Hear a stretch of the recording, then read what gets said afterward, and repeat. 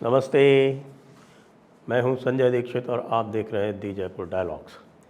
इससे पहले कि हम अपनी बात शुरू करें, आप सभी से अनुरोध है कि कृपया इस वीडियो को शेयर करें, लाइक करें, चैनल को सब्सक्राइब करें, बेल आइकॉन अवश्य दबा लें और हमें पत्रम पुष्पम के साथ भी अनुग्रहित करते रहें। तो आइए पहलवानों के ऊपर बात करते हैं। पहलवानों का किस्सा अब अपने अंतिम दौर में पहुंच रहा है, जहां पर अब इस पूरे घटनाक्रम का पटाक्षेप होने वाला है। यानी कि लेटेस्ट खबरें ये हैं साहब कि बजरंग पूनिया ने और साक्षी मलिक ने तो अपनी अपनी ड्यूटी ज्वाइन कर ली है। साक्षी मलिक का तो रेल भवन से फ़ोटो भी आ गया है। कल बताते हैं कि रात में ये लोग गए थे अमित शाह जी से मिलने और अमित शाह जी से मिलने उनके पैर पकड़ के गिड़गिड़ाए और कहा है कि भाई हमसे गलती हो गई और हमने जो है वो शिकायतें जो भी करी हैं, कम से कम अगर वो झूठी पाई जाएं तो हमारे खिलाफ एक्शन ना हो साहब, और थोड़ा हमारा जो है वो कोई फेस सेविंग कर दो। तो ये जो लखनऊ में कैंप लग रहा है इसको ये पटियाले ला दो साहब। अरे भाई क्यों पटियाले ला दो? पटियाले तो लाओ तो इसलिए कि भाई क्या तुम उसमें भाग लोगे कि नहीं लोगे?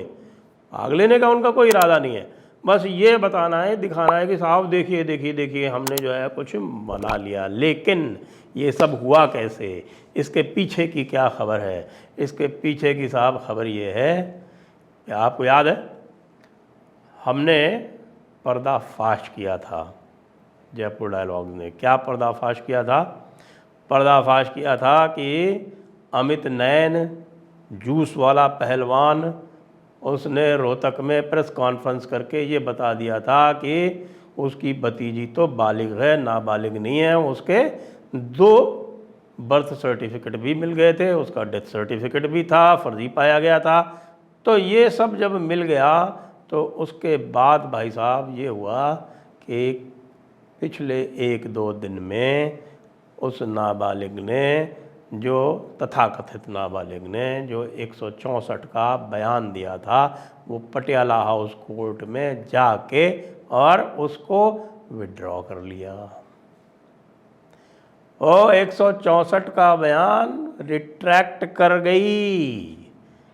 अब जब पॉक्सो ही ना रहा तो इस पूरे के पूरे आंदोलन में दम भी नहीं रहा। तो हमारे धरनाजीवी पहलवान और आंदोलन जीवी खाप पंचायतें और टिकैत और चढ़ूनी, ये सब के सब जो हैं अपने मुंह पे कालिख पुतवा के इस समय बचने का रास्ता ढूंढ रहे हैं। और जो लोग इसकी बहुत सपोर्ट कर रहे थे जोरदार, कौन से, हाँ देखिए रिपब्लिक टीवी तो पूरे उसमें लगा हुआ था कि बस बृजभूषण शरण सिंह को तो अंदर कर ही दो भैया, बृजभूषण शरण सिंह से हमारा कोई वास्ता ना। लेकिन ये जो पॉक्सो एक्ट का, ये महिलाओं को दिए हुए जो विशेष अधिकार हैं उनके दुरुपयोग का, और कुश्ती संघ पे एक जाति के कब्जे का मामला था जो कि अब पूरी तरह से बेनकाब हो चुका है। जी हाँ, है ना, सनसनीखेज मामला, सेंसेशनल। और उसके बाद फिर जब हल्ला गुल्ला शुरू हुआ, जब अभी कि साहब ये लोग जो है आंदोलन छोड़ के भाग गए हैं, तब बजरंग पूनिया जी एक ट्वीट करते हैं और वो कहते हैं नहीं नहीं नहीं हमारा आंदोलन जारी रहेगा। अरे यानी सरकारी नौकरी पर रहते हुए आंदोलन करोगे बजरंग पूनिया? और कौन सा मामला भैया, ये कौन सा तरीका हो गया? ये नया नया जो बड़े बड़े पहलवान जो हैं वो बड़े बड़े काम ऐसे भी करने लगे हैं क्या कि घर पे बैठ के सरकारी दफ्तर में नौकरी करते हुए, सैलरी लेते हुए, कुश्ती पे ना जाते हुए? भाई देखिए, जब स्पोर्ट्स कोटे से चयन होता है तो स्पोर्ट्स कोटे में ये फैसिलिटी दी जाती है सभी खिलाड़ियों को कि उनको बाकायदा फुल पेड लीव दी जाती है जब भी वो किसी टूर्नामेंट में जाते हैं, ट्रायल में जाते हैं, विदेश जाते हैं। इसके लिए वो अधिकतर उनको बिल्कुल ऑफिशियली छुट्टी दी जाती है उनको ये सब करने के लिए। लेकिन ये भाई हमारा बजरंग पूनिया, हमारी साक्षी मलिक, हमारी विनेश फोगाट, ए भाई कोई टूर्नामेंट तो अब खेलने जा नहीं रहे, वो तो जाएंगे ना, वो जाएंगे तो फिर वह भाई दूसरों से खेलना पड़ेगा, उनसे जूनियर से उनको खेलना जो है उनकी तो भाई चाहिए ना, उनको तो डायरेक्ट एंट्री चाहिए ओलंपिक में। ओलंपिक में डायरेक्ट चार्टर प्लेन लेके जाएंगे, चार्टर प्लेन भी WFI उनको दिलवाएगी और वहाँ पे जाके सीधे लैंड करेंगे, सीधे मैट पे जाएंगे और कुश्ती हार के वापस आ जाएंगे। क्यों?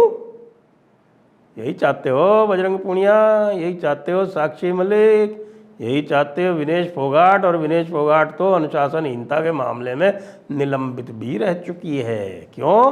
क्योंकि उसने देश की ड्रेस पहनने से मना कर दिया टोक्यो ओलंपिक में और पहले राउंड में हार के वापस भी आ गई। उसके बाद भाई तो निलंबन तो होना ही था, क्योंकि इंडियन ओलंपिक एसोसिएशन ने कहा कि ये क्या तरीका है, ये बिना जो है सिंगलेट जिसको बोलते हैं, वो एक परिधान जो पहना जाता है कुश्ती में, वो बिना सिंगलेट पहने कैसे चली गई। ये अपने ही स्पॉन्सर के, अपने ही भाई की किसी की उसको लेके, यानी कि अब देश का कोई मान ना रहा, लेकिन कहना यह है कि साहब कि हम तो बड़े पहलवान हैं, हम तो बड़े पहलवान, इतने बड़े पहलवान हैं कि हम जो चाहेंगे वो करेंगे। अब आ गई ना औकात, थूक के चाट लिया। आपको हम पहले ही सारा का सारा कथानक बता चुके हैं। हम बता चुके हैं कि किस तरह से ये कुल 7 पहलवान थे, इनमें से 6 की एक FIR है और एक पॉक्सो एक्ट की FIR है। और जो 6 की जो FIR है उसमें जो सबसे बड़ा आरोप लगाया है वो सबसे बड़ी पहलवान ने लगाया है, यानी विनेश ने। उसका आरोप ये था, जो हमने आपको अभी पिछले वाली बात में बताया था, कि उसको अपने घर पर बुलाकर और उसके साथ अश्लील हरकतें कमरा बंद करके की गई।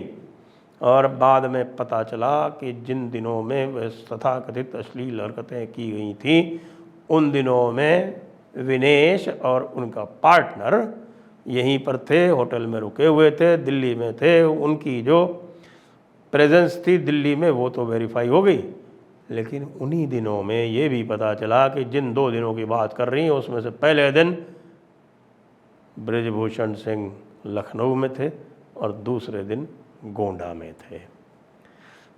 तो अब तलवार लटक गई। तलवार 2 तरह से लटक गई। देखिए, पॉक्सो में तो एक है सेक्शन 22 और सेक्शन 22 में ये लिखा हुआ है कि यदि झूठी शिकायत की जाती है तो उसकी सज़ा का प्रावधान है पॉक्सो एक्ट में। जी हाँ, जिससे उसका दुरुपयोग ना हो, तो वो सज़ा सीधे सीधे लागू हो गई उस तथाकथित माइनर पे, असली एडल्ट और तथाकथित माइनर, उसके ऊपर तो ये सज़ा लागू ही हो गई। तो इसलिए उसने जो है अपनी जान बचाई और जाके दूसरों के ऊपर इल्ज़ाम डाल दिया कि उन्होंने हमको भ्रम में डाल के और तो इन्फ्लुएंस करके, प्रभावित करके ये शिकायत करवाई थी, हम इसको विड्रॉ कर रहे हैं। बजरंग पूनिया जी कह रहे नहीं नहीं ऐसी कोई बात नहीं है। वो बजरंग पूनिया जी ऐसी कोई बात नहीं है, तो क्यों गए थे अमित शाह जी से मिलने, क्यों गिड़गिड़ाए उनके पैरों पे हाथ रख के कि हम आपके बच्चे हैं, हमको छोड़ दो और हम आगे कुछ नहीं करेंगे, हमने इनको सबको मना कर दिया है कि ये साहब का है, ये हमारे जो आंदोलन है ये हम समाप्त कर रहे हैं और हमारे खिलाफ कोई कार्रवाई ना की जाए। लेकिन मेरा ये मानना है अमित शाह जी कि ये तो आपका एक प्रभावी सांसद था जिसने इनका ब्लैकमेल एक्सपोज कर दिया, आपको उसका धन्यवाद करना चाहिए। लेकिन इस तरह के आगे भविष्य में किसी भी प्रकार सरकार को ब्लैकमेल करने का कोई दुष्चक्र, कोई दुष्प्रयास ना हो, इसके लिए अत्यंत आवश्यक है कि इनको इसकी सज़ा दी जाए, इनको यूं ही ना छोड़ दिया जाए। आप इनको यूं ही छोड़ देंगे तो फिर आगे आंदोलनजीवी, धरनाजीवी जो है इसी तरह से लगातार आते रहेंगे, वही पैटर्न रिपीट होता रहेगा जो पहले किसान आंदोलन में हुआ और दूसरी बार इस पहलवानों के आंदोलन में वही सारे के सारे लेफ़्ट वाले, वही के सारे आपके किसान यूनियन के लोग वो दोबारा बार बार आते रहेंगे। कांग्रेस और दूसरे जो आप जैसे जो दल हैं वो उसमें अपनी रोटियां सेकते रहेंगे, उसमें चिंगारी डालते रहेंगे और आग में घी डालने का काम वो करते रहेंगे।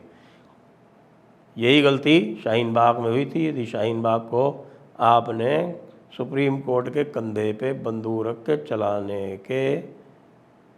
चलाने के बजाय स्वयं उसको सख्ती से हटा दिया होता। आखिरकार इन पहलवानों को आपने पार्लियामेंट वाले दिन सख्ती की ना इनके पास, तभी तो ये भागे भागे गए इधर उधर, और पता चले हरियाणा में इनको कोई इनका सहानुभूति वाला नहीं मिला, क्योंकि हरियाणा में सबको पता चल चुका।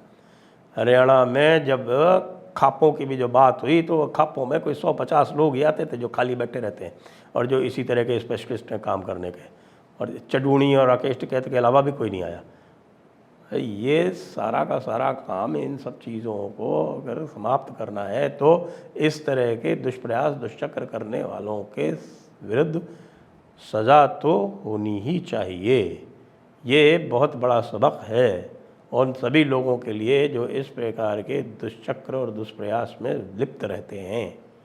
तो पहलवान आंदोलन का वैसे तो पटाक्षेप हो गया, लेकिन अब बृजभूषण शरण सिंह क्या करेंगे? क्या वो इनको यूं ही जाने देंगे? क्या इनके विरुद्ध क्रिमिनल डेफेमेशन और सिविल डेफेमेशन नहीं करेंगे? ये सब बातें आगे देखने की हैं। हम आपको इस पर लगातार अपडेट करते रहेंगे।